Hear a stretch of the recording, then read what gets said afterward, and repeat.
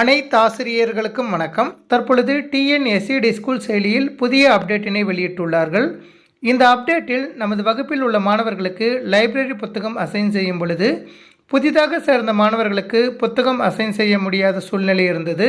தற்பொழுது அந்த பிரச்சனை சரி செய்யப்பட்டு அந்த மாணவர்களுக்கும் புத்தகம் ஆட் செய்யும் வகையில் வழங்கியுள்ளார்கள்.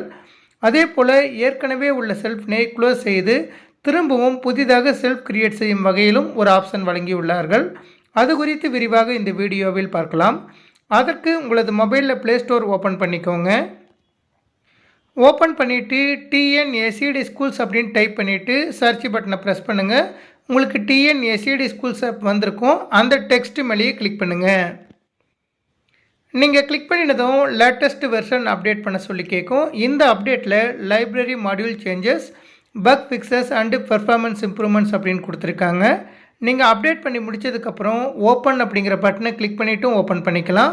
அப்படி இல்லைன்னா ப்ளே ஸ்டோரை விட்டு வெளியே வந்துட்டு உங்களுடைய மொபைலில் டிஎன்எஸ்சிடி ஸ்கூல்ஸ் அப்படிங்கிற ஐக்கனை ஓப்பன் பண்ணிவிட்டு உங்களுடைய 8 இலக்க எம்எஸ்ஐடியை பயன்படுத்தி ஓப்பன் பண்ணிக்கோங்க.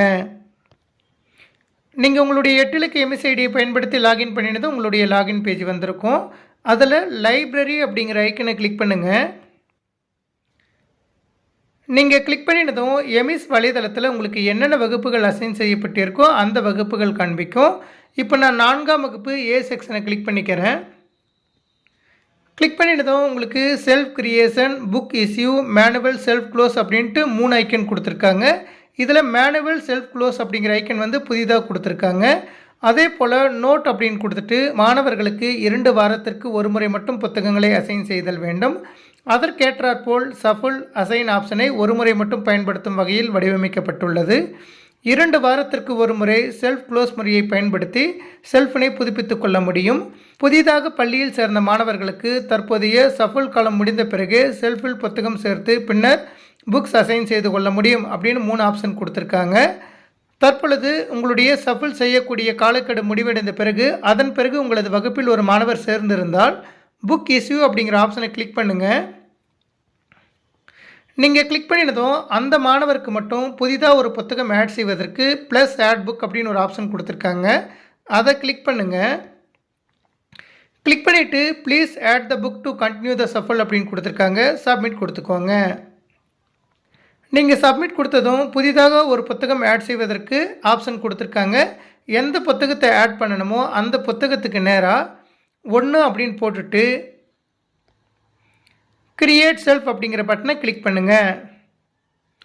கிளிக் பண்ணினதும் இன்சர்டட் சக்ஸஸ்ஃபுல்லி அப்படின்னு வந்திருக்கும். அதன் பிறகு புக் இஸ்யூ அப்படிங்கிற ஐக்கனை கிளிக் பண்ணுங்கள். கிளிக் பண்ணினதும் அந்த மாணவருடைய பெயருக்கு கீழேயே ஒரு டவுன் ஏரோ கொடுத்துருக்காங்க.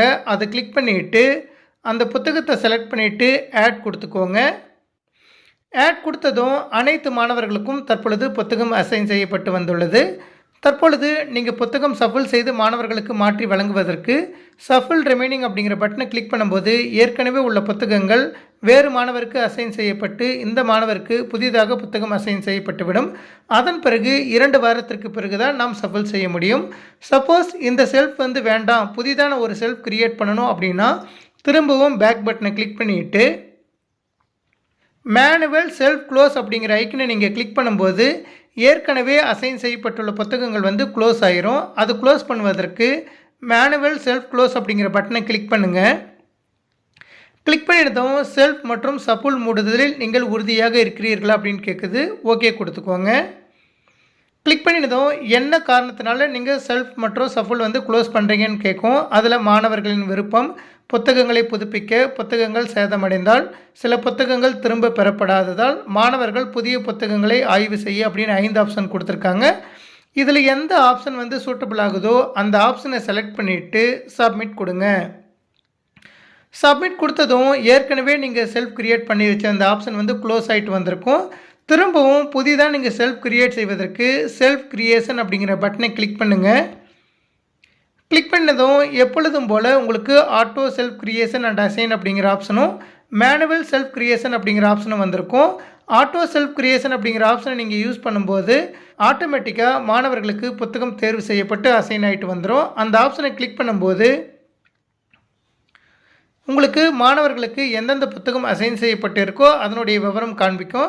சப்போஸ் இந்த புத்தகங்களை மாணவர்கள் விரும்பவில்லை அப்படிங்கிற பட்சத்தில் மேலே இருக்கக்கூடிய சிங்க்ரனைஸ் பட்டனை கிளிக் பண்ணும்போது வேறு சில புத்தகம் காண்பிக்கும். அதுவும் விருப்பமில்லை அப்படிங்கிற பட்சத்தில் திரும்பவும் ஆட்டோ சிங்க்ரனைஸ் பட்டனை நீங்கள் கிளிக் பண்ணும்போது இதில் எந்த புத்தகங்கள் மாணவருக்கு பிடித்தமாக இருக்கிறதோ அந்த புத்தகங்கள் தேர்வு செய்த பிறகு சப்மிட் கொடுத்துருங்க.